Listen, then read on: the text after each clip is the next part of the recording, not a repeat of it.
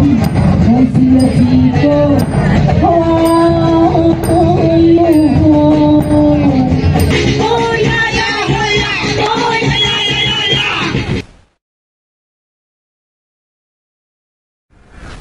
guys, welcome back to my new vlog. I'm Shilpi. So ngasi vlog se yausanggi thabal chongbai vlog oina tawjabani. Ngarang Bilaswada thabal chong ya Bilaswada thabal chong se ai yam chatchaning ngambani. Adu chatpa khara problem oiduna chatpa ngamhodare. Aduna Bilaswada khungi yamba yungkhaibam shuboji amashu Octobingi Norem Shujon yamba nina ibnu shibiduna video clip khara khudon oina tanjare da yam harauri aduna moibani bu thank you piri aduga moibani bu yam thagatli ai bu help to bai tamakta ai bu shukhadana nusibai tamakta video clip khara do mayam ga loina nai shu jengain to bani adu mayam ju enjoy to bile silak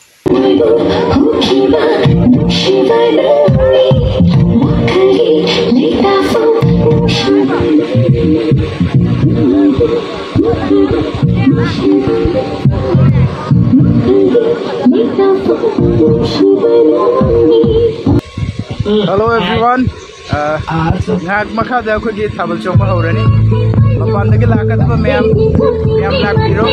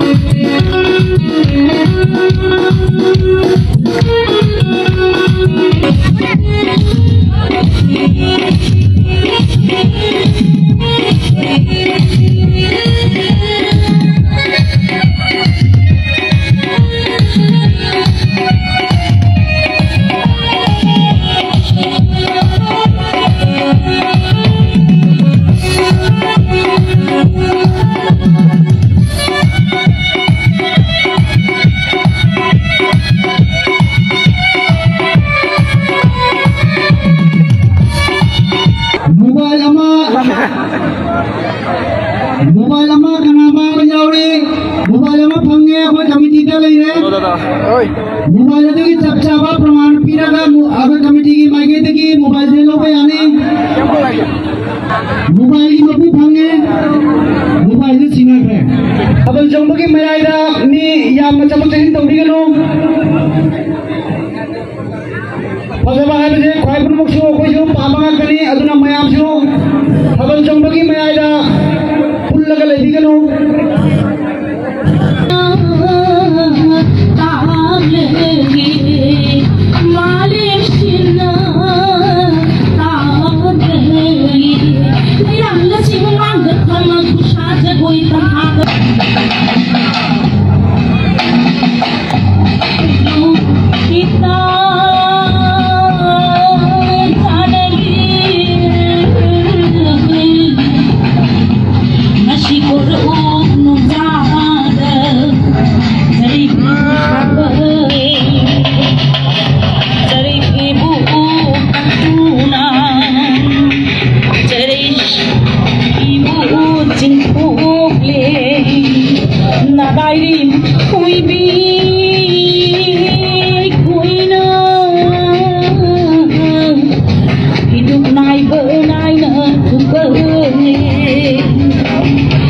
Sing come up,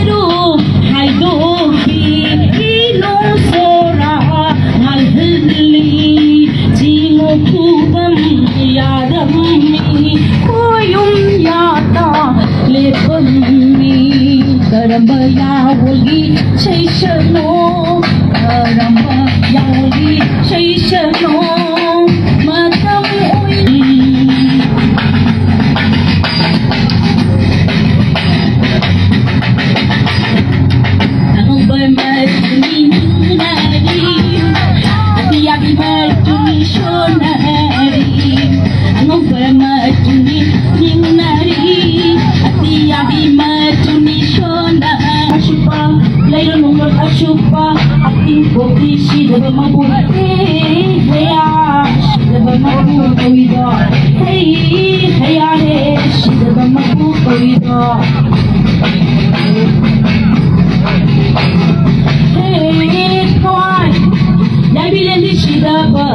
subscribe cho kênh Ghiền